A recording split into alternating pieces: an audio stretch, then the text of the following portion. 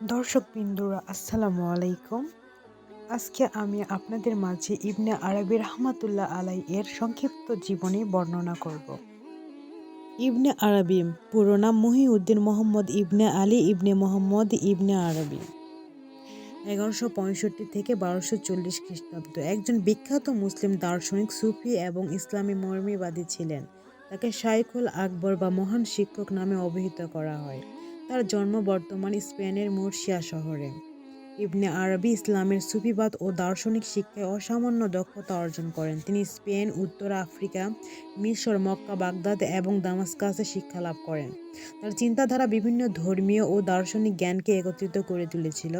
তিনি আল্লাহ ও মানুষ সম্পর্কে অসাধারণ তত্ত্ব উদ্ভাবন করেন, যার মধ্যে ওয়াহদাতুল উজুদ বা সত্তার একত্ববাদের দর্শন অত্যন্ত গুরুত্বপূর্ণ।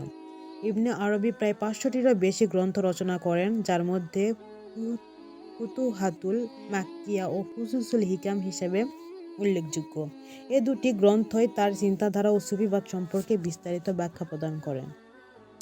ইবনে আরবি ইসলামের সুফি ধারার অন্যতম মহান সাধক ও দার্শনিক হিসেবে পরিচিত। তার জীবনে অনেক অলৌকিক ঘটনা ঘটেছিল, যেগুলি তার অনুসারীদের মধ্যে এক বিশেষ মর্যাদা ও ভক্তির সৃষ্টি করেছিল। অলৌকিক ঘটনাবলী ও আধ্যাত্মিক ক্ষমতা।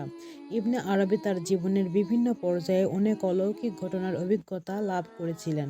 বলা হয়, ছোটবেলায় তিনি আধ্যাত্মিক ক্ষমতার স্বাক্ষর রাখতে শুরু করেন। তিনি স্বপ্নের মাধ্যমে বিভিন্ন আধ্যাত্মিক জ্ঞান লাভ করতেন এবং তিনি স্বপ্নে প্রায়ই নবী করিম সাল্লাল্লাহু আলাইহি ওয়াসাল্লাম ও অন্যান্য নবীদের সঙ্গে সাক্ষাৎ করতেন। সুবহানাল্লাহ। এইসব স্বপ্নের মধ্যে অনেক আধ্যাত্মিক নির্দেশনা ও জ্ঞান পেয়েছিলেন, যা পরবর্তীতে তার জীবনের এক গুরুত্বপূর্ণ দিক হয়ে ওঠে। ইবনে আরবি প্রায় উল্লেখ করতেন যে তিনি তার আধ্যাত্মিক শিক্ষকদের সঙ্গে আত্মার মাধ্যমে সংযোগ স্থাপন করতেন। তার জীবনে এমন কিছু ঘটনা ঘটে যেখানে তিনি তার আধ্যাত্মিক শিক্ষকদের অলৌকিকভাবে দেখতে পেতেন এবং তাদের নির্দেশনা পেতেন। এতে তার আধ্যাত্মিক জীবনের অভিজ্ঞতা আরও গভীর ও শক্তিশালী হয়ে উঠেছিল। আল্লাহর সত্তার অভিজ্ঞান ও ওয়াহদাতুল উজুদ। তার দর্শন ওয়াহদাতুল উজুদ বা সত্তার একত্ববাদ নিয়ে যে চিন্তাধারা, তা তিনি আল্লাহর সাথে সরাসরি সম্পর্ক স্থাপন করে লাভ করেছিলেন বলে অনেক বিশ্বাস করেন।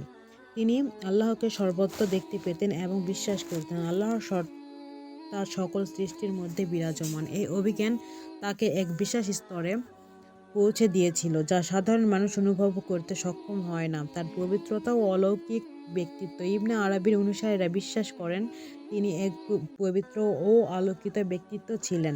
তার স্পর্শে মানুষ আধ্যাত্মিক শক্তি পেতে পারত এবং তাদের জীবনে পরিবর্তন আসত। তার উপস্থিতি অনেকের জন্যই একটি মিরাক্কেল বা অলৌকিক অনুভূতি সৃষ্টি করত। ইবনে আরবি তার জীবনের এমন সব অলৌকিক ঘটনা ও আধ্যাত্মিক অভিজ্ঞতার জন্য সারা বিশ্বের সুফি ও আধ্যাত্মিক মহলে অত্যন্ত সম্মানিত ও প্রশংসিত। তার চিন্তাধারা ও শিক্ষা আজও অনুসারীদের জন্য এক গভীর প্রেরণা হিসেবে কাজ করে।